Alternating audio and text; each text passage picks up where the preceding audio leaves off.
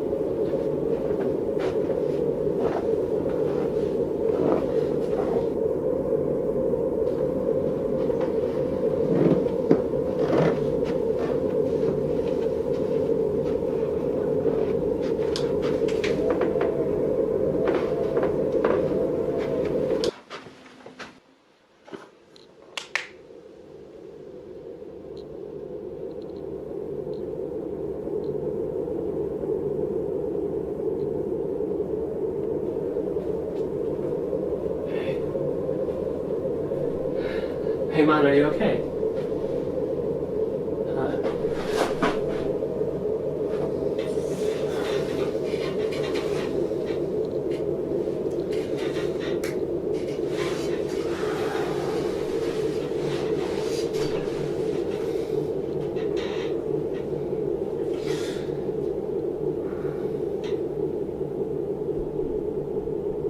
Are you alright?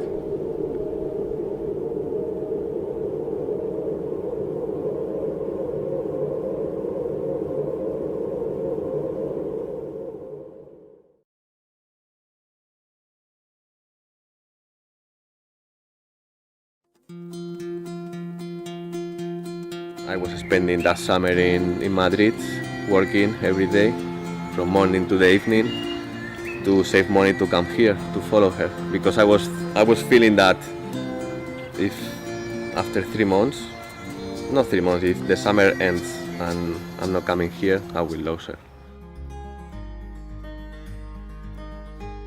Well, I grew up in a tiny village in Spain, in Madrid. For that time it was really tiny. Now it's quite big. You can say that now it's a big city. But for that time it was like a small village. It's called Collado Villalba.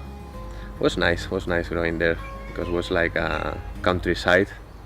So we were spending all the time outside, no rigs or anything. And well, I remember my mom just shouting at me through the window, "Catch bar!"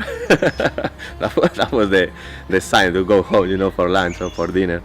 And yeah, it was really nice times. And well, have good memories, but a lot of memories there. Well, in the beginning I start with the one now is my wife. For that time was my girlfriend, Marina. So I start with her when I was 19, and she decided to do something different, like she want to start studying English, and I told her go ahead, and I will try to follow you in the future, And for that time Edinburgh was, I knew Edinburgh, Scotland from the movie, very hard, really nice. I'm from a countryside guy and I like the forest, the mountains. I love it. I hate beaches. I hate beaches. So I said, it's a good idea. I was checking some pictures, and it's a nice place to go. Man, I was suffering whole summer thinking about that day. I never took a flight before. I never been in an airport before. I was a countryside guy. I was going to Madrid to take the subway and I was getting lost by myself, like. so was quite nervous day, that day that I took everything. I sell all my sports stuff because I was doing a lot of sports like snowboarding, climbing, all the stuff. I sold it just to get more money to come here. So that day, man, my parents dropped me off to the airport, and I was shaking. I didn't know where to go, where to ask. I like, okay, I was a little bit lost. But yeah, you need to be brave, And okay, I took the flight and arrived here. And my worry was that I'm gonna speak with people, because I couldn't say any word, man. Just hello, goodbye, and my house is red, something like this, So I remember I just arrived here. Marina was waiting for me in the airport, and everything new, man, people talking, I don't know what they were saying, I took a bus with all the luggage. I remember I was sweating a lot, like I think I lost 2 kilos in the airplane, oh my god. Yeah, it was quite scary, but excited, as well.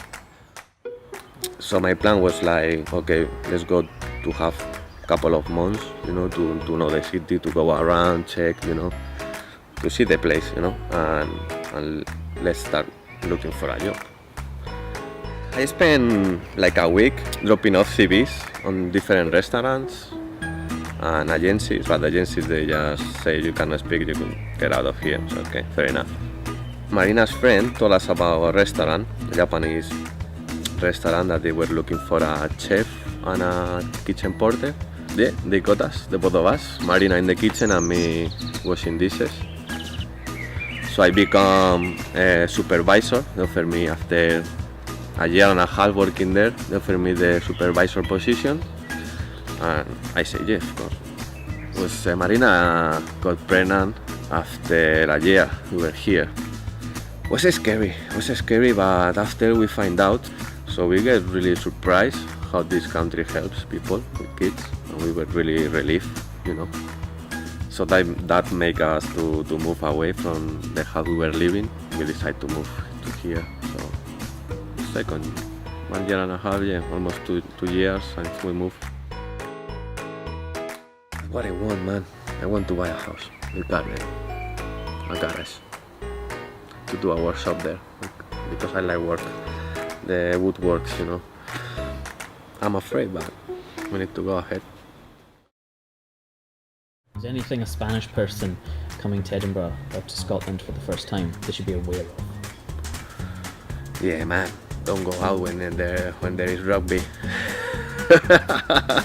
Don't go out when Why is that? Oh man, people get mental, man, with the football, rugby. Yeah, they get mental, man.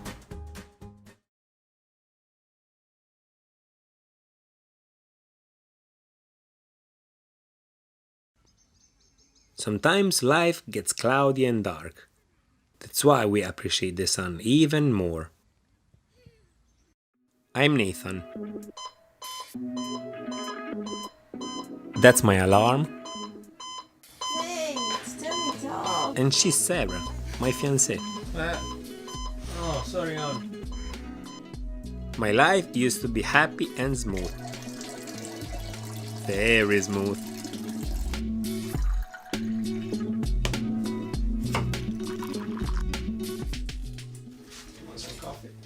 No, thank you. The alarm was strong enough. And whenever I had an issue, my approach has always been face it. That's me at work, surrounded by lovely colleagues and formulas. Our customer retention by 20% this very month. So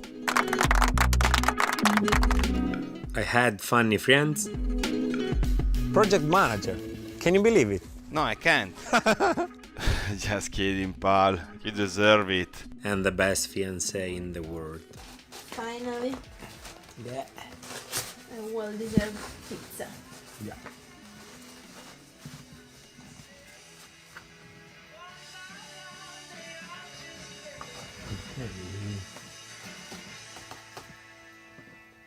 What an amazing life. The bin is full. I'm going down to throw the garbage when I finish here. Don't worry, I'm gonna do that.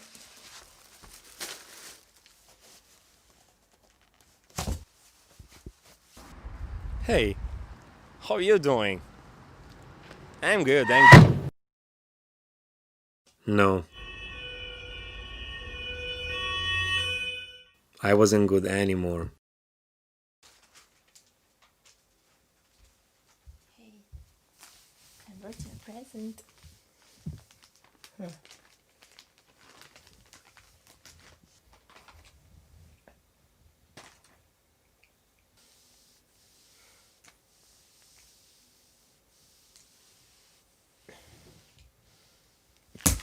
And I became rude and grumpy.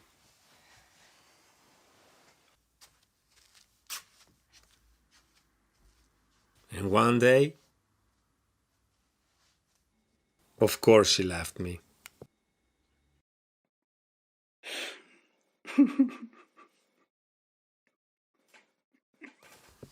I decided to hide from everybody.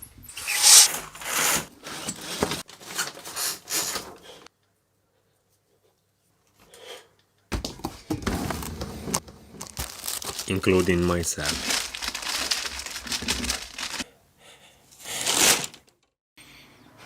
I got depressed. Then I started drinking.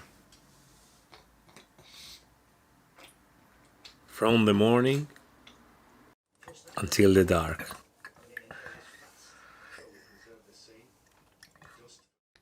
And one night I wrote Feeling Blue on YouTube. And surprisingly, I found a comedian, also disabled. I live with cerebral palsy. I really want to move forward. I don't know any other comics with disabilities who have really got on national TV and said what they have to say. Please welcome Mr. Josh Blue. Let him know, Josh Blue.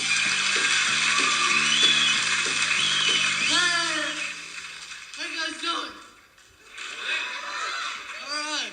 You know, people ask me if I get nervous before coming up on stage. I said, heck no, I got this many people staring at me all day. I was walking downtown. And they started laughing again. Stopped and picked me up. I was like, uh-oh. I was like, wait a minute here, fellas, there's a misunderstanding. I'm not drunk, I have cerebral palsy. They were like, that's a pretty big word for a drunk ass. And I realized that he was truly happy because he faced the disability.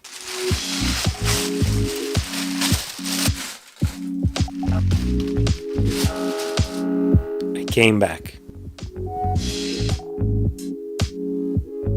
Was Sarah still in love with me though?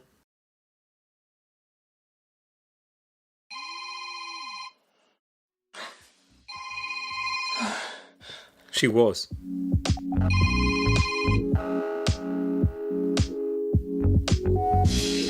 Hi. And now we are married and happier than ever. Life is a gift. Keep smiling. And whenever it gets dark, face it.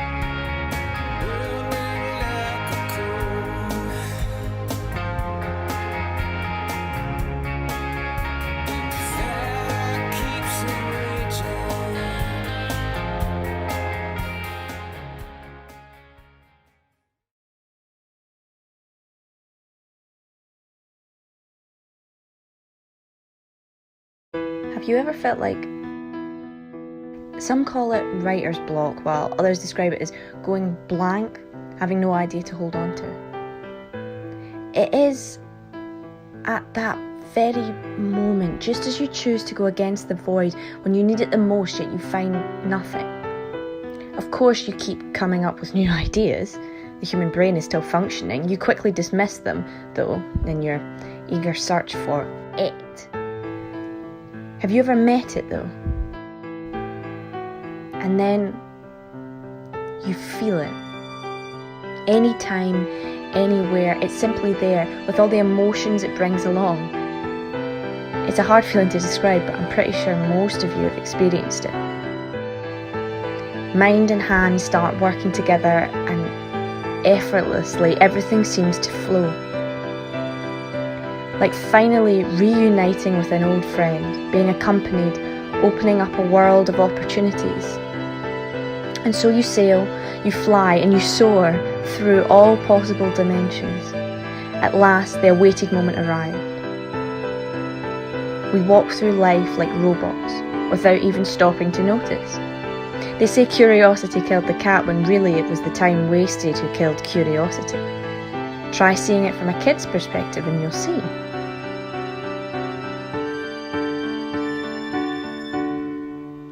But wait, what about when it leaves?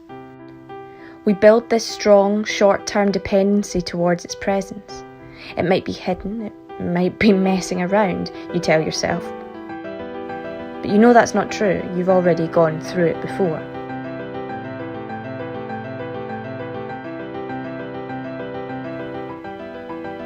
You made it to Mount Parnaso. You travelled in time and found the artist's kingdom. You found it. It made you feel at home.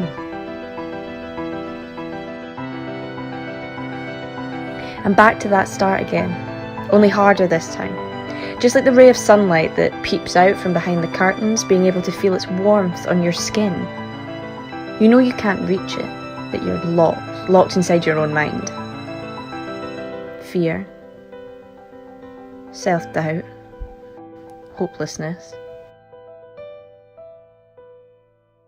A new day dawns and you get to the stage of acceptance. You know this will drive you crazy over and over again, that it is bound to happen until the end of time.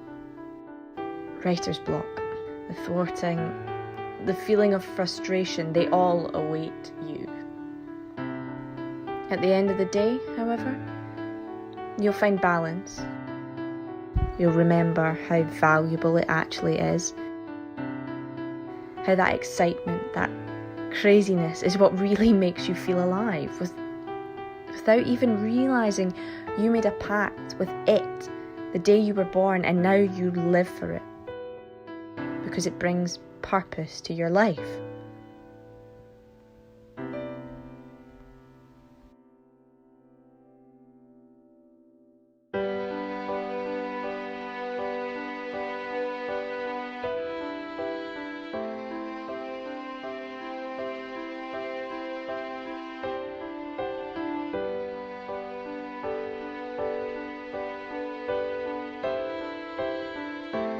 Such a beautiful language can say concrete things, and it can say many, many beautiful abstractions that can only be said through cinema. Things that conjure a thing in a person that is only conjured from this beautiful language.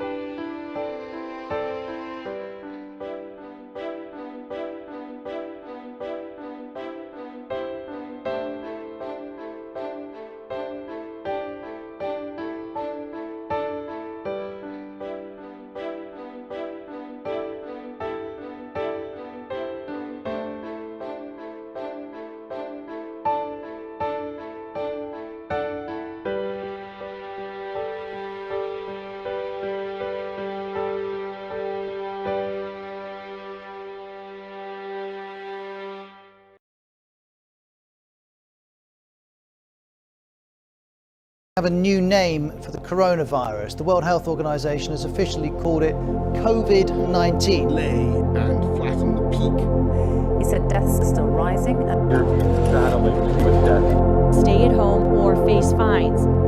You must stay at home. comes together and follows social distancing rules to try and overcome the threat of coronavirus. As the coronavirus has only added to the country's economic woes. More than 1 million confirmed cases worldwide. There's been a sharp rise in mental health issues. To every one of us, we should take comfort that while we may have more still to endure, better days will return.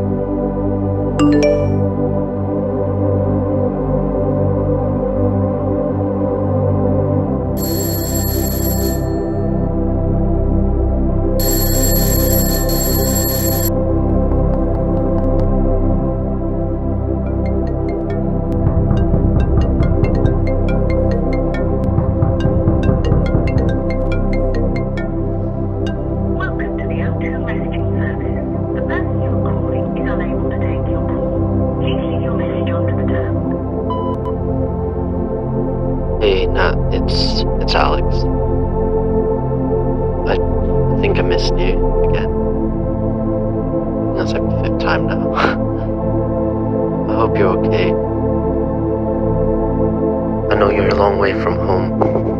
And I know the only thing you want is to be with your family, but I promise it won't be like this for long. You will go home.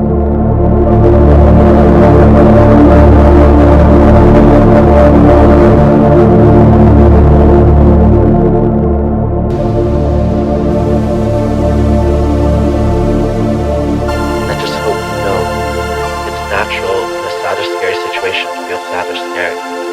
It's just natural in an infuriating situation to feel fury. So don't feel like you're failing grabbing natural responses to unprecedented events.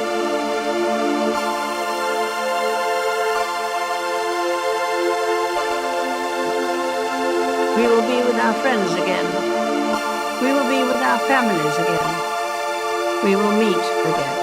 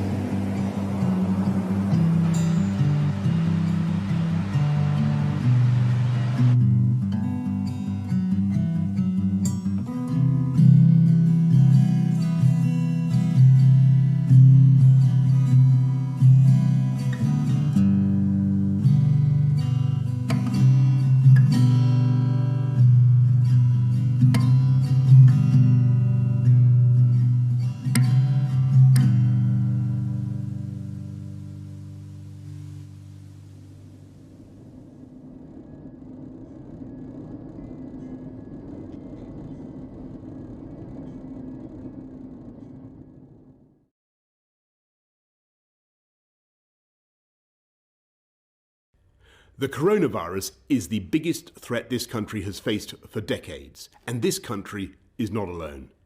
All over the world, we're seeing the devastating impact of this invisible killer. You must stay at home.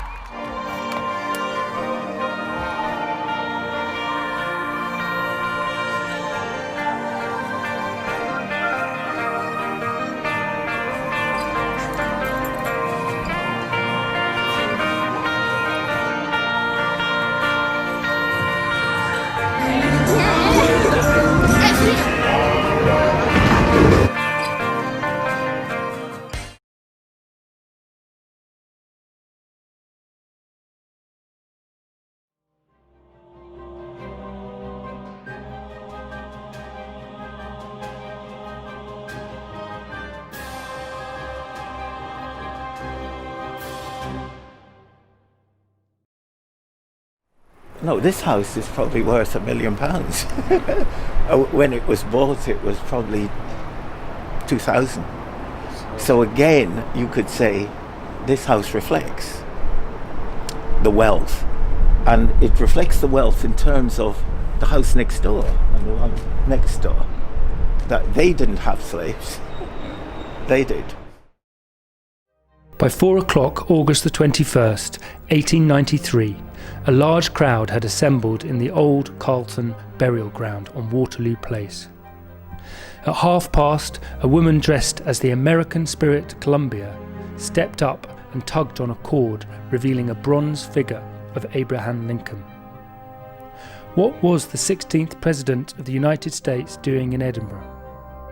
The monument was erected as a final resting place for Scottish American soldiers by US Consul Wallace Bruce, after a destitute widow complained her late husband, a veteran of the war, was buried in a common grave. An empathetic Wallace spun a campaign into action, reaching out to his transatlantic friends for donations to build a commemorative statue in the capital. When we consider the illustrious list of robber barons who funded the project, it is clear the monument assumed a more politicised status than merely a marker upon a grave. It was a symbol of gesture politics between the US Republicans and their British Liberal counterparts. It conveyed the notion that the American experiment brought about freedom, wealth and opportunity. The men buried here are largely forgotten. We can only now speculate and squabble over what drove them across a dangerous ocean to fight for Lincoln. Was it politics? Religious conviction? Trouble? It was not new that there were sectors of the Scottish community that were sending in petitions, and I'm therefore not surprised that later on in 1846 that people were aware of slavery in America, and young men would have probably gone and fought. The point is that, as I said, when Frederick Douglass was here, he was this great spat with the Free Church, who he felt that if the church was supporting abolition, then it was more likely to be abolished in America. When the news broke of Lincoln's Emancipation Proclamation, the working class in Scotland were torn. On one hand, you had a deeply sympathetic Christian society that was repulsed by slavery, but at the same time utterly reliant on the wealth produced and jobs it provided. They're saying, oh, it's in the past, we don't need to worry about it because we're different today. The fact is that our attitudes are inherited from the past. Just like other aspects of our culture, our religion, they come from the past. And how are we going to dump historical attitudes and not dump the other attitudes we have? You know, so we as I said, we can't change the past, but we can change the consequences. The truth is, Scotland was a pivotal player and in doing so benefited considerably.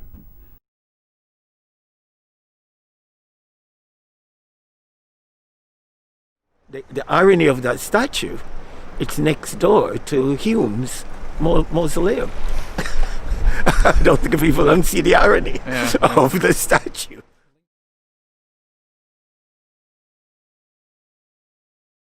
Edinburgh is famous for its heritage, having a much higher density of old and listed buildings than most other British cities. One such development was Candlemaker Row, getting its name from the ancient corporation of Candlemakers Hall, founded in 1722. Candlemaker Row quickly became the centre of candle-based industry in Scotland, and the street would act as a base to produce and sell candles. The scent from the production of candles was so strong that residents of Candlemaker Row even tried to have the trade stopped. Today, Candlemaker Row is home to a variety of businesses, from a comic book store to a bookstore, a hot sauce shop, and even a tattoo parlour. But what you might not expect is that a candle-making renaissance is taking place. Brooke Mackay Brock runs a small artisan shop that specialises in the production of handcrafted candles, made in the same fashion as they would have been 250 plus years ago. I went to Blackman Botanica to speak to Brooke. So tell us a bit about the origins of the shop. So I opened the shop last February. My intention with the shop was to bring candle making back to Candlemaker Row. That's what the street was originally built for. And there was a big fire on the Royal Mile back in the 1480s, which was kind of started in a candlemaker's workshop. So the council decided to build this street specifically for the candlemakers of Edinburgh around the late 1500s. Growing up in Edinburgh, I'm from Edinburgh, and I always thought it was a shame that Candlemaker Row didn't have any candlemakers. So that had been a sort of goal of mine for a long time, was to bring candle making back to the street that it was originally built for. But Blackman Botanica itself, I had the idea for combining the candle making with other aspects of magic and witchcraft while I was studying herbology at the Royal Botanic Gardens. So could you tell us about your personal connection to the building? So my family are from this street. My grandpa was actually born in the house just above the shop upstairs. So for me, trying to get this specific shop was quite important. I always found the street to be really special for that reason. Always had a certain appeal, but to get this specific shop, which is directly below where they used to live, was really special in itself, so yeah.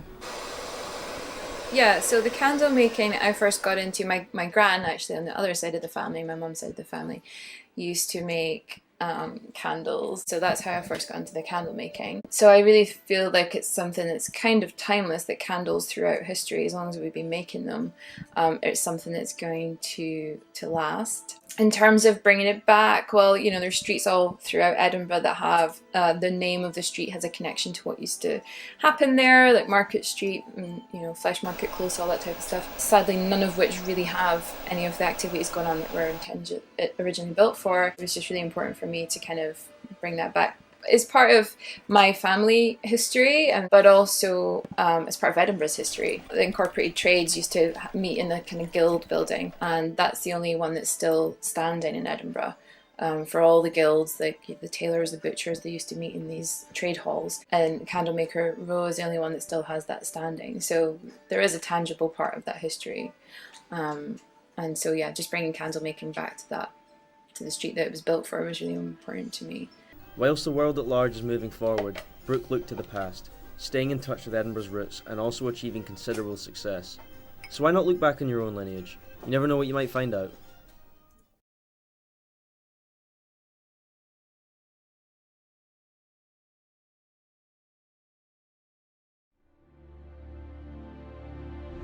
Margaret Dixon was 22 when she was sentenced to die. Forsaken by society and betrayed by those around her, she was sent to face the hangman's noose. All for a child that was never meant to be.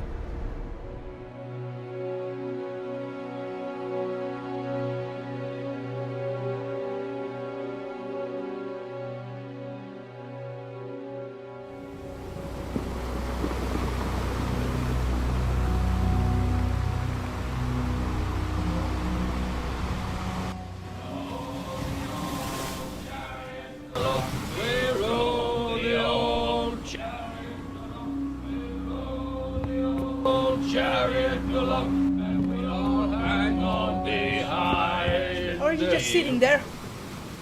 My husband is nowhere to be seen. Oh, not again. Maggie, calm down. I'm sure he'll be back soon.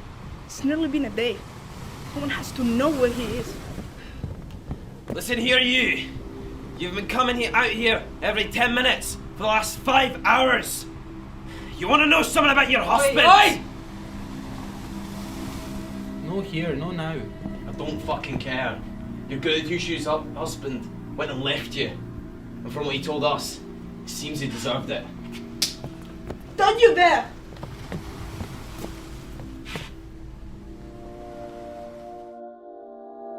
Maggie was a fisherman's wife, selling her husband's produce while he was away at sea. However, when he refused to return, she had to find other means of supporting herself. So Maggie began working for an innkeeper at the time, and developed an interest in his son.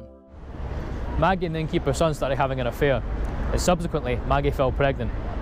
She had to hide the pregnancy or risk being on the streets. She wanted to actually get rid of the baby, kill the baby, but she didn't manage to do that, so she left it at the side of a river.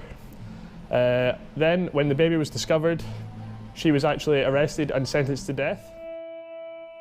Margaret Dixon, you stand here accused of breaking the Concealment of Pregnancy Act, and all signs point to you murdering your own child. I only see one punishment fit for such a crime. You are to hang by the neck until dead.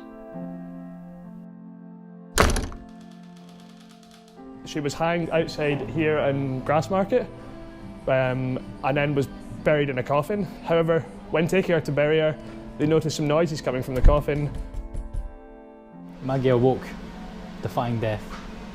And when the courts found out, they actually acquitted her, deeming it an act of God.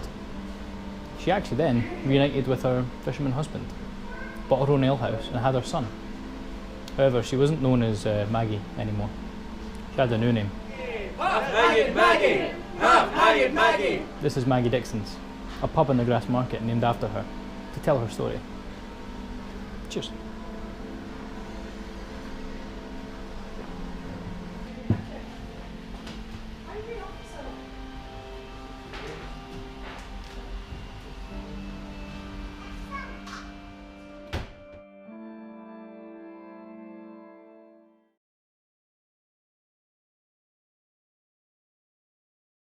Camera Obscura is actually one of Edinburgh's most popular tourist attractions, with a TripAdvisor rating of 4.5 out of 5 stars, and the criticisms being a bit stupid.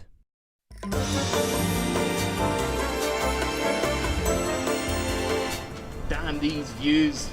But let's not focus on that. Instead, we're going to go over the history of how this building came about.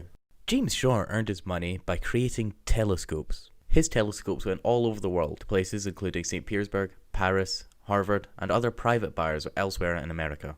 James had a reputation of being very good at making telescopes. Wow, I'm bloody amazing at making telescopes. Wow, James, that's an amazing telescope. Thanks. He died in 1768, leaving an estate of over £2,000. Thomas Short, James's brother, was still alive, and so he went down and inherited the 12-foot telescope, and probably got a hefty chunk of that estate as well.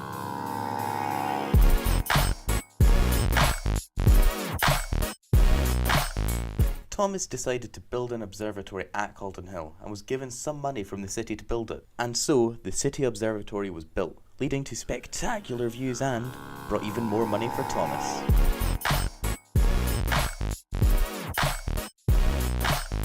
Then Thomas died and nothing interesting happened for about 40 years. But after those 40 years, Mary Short arrived from the West Indies. However, this caused a scandal, as nobody truly believed that she was the daughter of Thomas Short. She comes out of nowhere claiming to be related to him.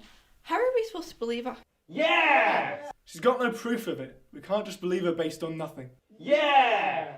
Plus, she's a woman. We're men. We know better. Yeah! Come on, man. It's the early to mid 1800s. Let's leave these stereotypes behind. Sorry, guys. I'll be better next time. Yes! We beat sexism! I don't think Mary Short was the daughter of Tom Short, because he dies in 1788 in his 70s, and it would be a biological miracle if Maria Short could actually be his daughter. Despite the backlash, she got the 12-foot telescope and made her own observatory on a different part of Calton Hill in 1835. Sadly, in 1850, it was torn down by the Lord Provost. My observatory! No. Mary Short responded by buying an old tenement building and adding 2 floors to it. Maria Short's evicted from the Calton Hill Observatory, and she looks for a suitable alternative and finds a 17th century townhouse which had belonged to the Lairds of Compen. So she buys it in 1851 and she then converts it into an observatory. She died in 1868 and it was run by her husband up until 1892, when it was bought by the amazing, he's born in Barata, and truly remarkable Patrick Geddes. Patrick Geddes actually added the camera obscura to the building, and he did this for some reason. Well, the reason I did this... Oh, sorry mate, we actually ran out of time, so maybe in the sequel. Yeah. You sure? Yeah. Okay. Go away. So that is the story of how camera obscura came about, with several deaths, a scandal, and even some big telescopes. Where else could you possibly want in a documentary?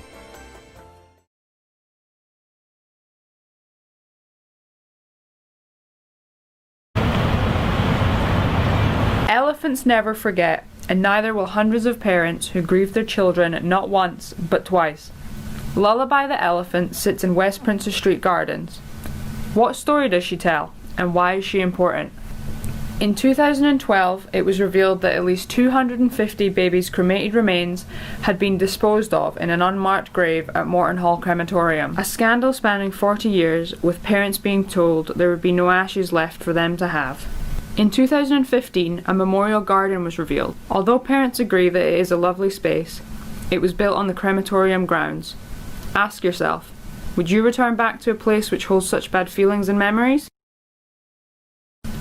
After this, it was promised that a second memorial would be created to be put in a more public place. Our daughter Ailsa was stillborn in 2007. We were told there would be no ashes from the crematorium at Martin Hall. At the Elephant, it's a bit more open, a bit more vibrant. And it's a bit more of a sort of a celebration of all the babies that have gone. And actually, although it is for babies and it's for the Martin Hall babies, I think it brings a lot of comfort to anybody that has lost a baby, or in fact even just a loved one that's got that sort of connection to people about the elephants. Don't forget. And I think the design as well as an elephant is just sort of something completely different than your normal, whether it be a tree or a bush or flowers or whatever. It's basically a living creature. I know, it's supposed to be the whole idea of it, like the trunk's curled up, like it's hugging something, and the trunk, and it's because it's got all the forget-me-nots and everything on it, so it's just perfect. Somebody had put the question to Nicola at Sands Lothians about getting a replica one, which wasn't something from the outset we knew would even be an option. You could have chosen that, which is the... I think it's a pewter one rather than a bronze. Or there's a bronze one, which is a bit more expensive, but an exact replica in order, and said it would, it would get delivered in a couple of months. That couple of months turned into about 5 months. But anyway, it's here now, and it's lovely, and it's really nice to have something in our house. So you could have had a little plaque with it. It came in a lovely box and packaging, and we've not put a plaque on it because for us, we just know what it is. Our family know what it is. People that are here sit and admire it on our fireplace, and it's actually nice just to have something really tangible in the house that's connected to Ailsa. Robin, the first time I actually went to see her, there's loads of kids playing on it, and I got a bit upset about it, and I thought, no, it's for us to actually sort of like be there to, that was a memorial. And then later on I was passing, and actually there was no one beside it, and I thought, oh, she looks really lonely. I know. And now every time I go back, there's kids playing it. I love it. But I have heard a few people sort of trying to be like, how can I find out a bit more about this sort of thing. So just anything that just raises a bit of awareness about this sort of taboo subject that there is around baby loss. I've seen Lullaby, and I said, yeah, actually I've got a little one. So it was really nice. This was like an 80-year-old woman who had lost her son but as an adult, and it just sort of stroked up that conversation about it. So sad eyes show heartbreak, but to the families who suffered, this elephant gives them a place to go, a place to remember.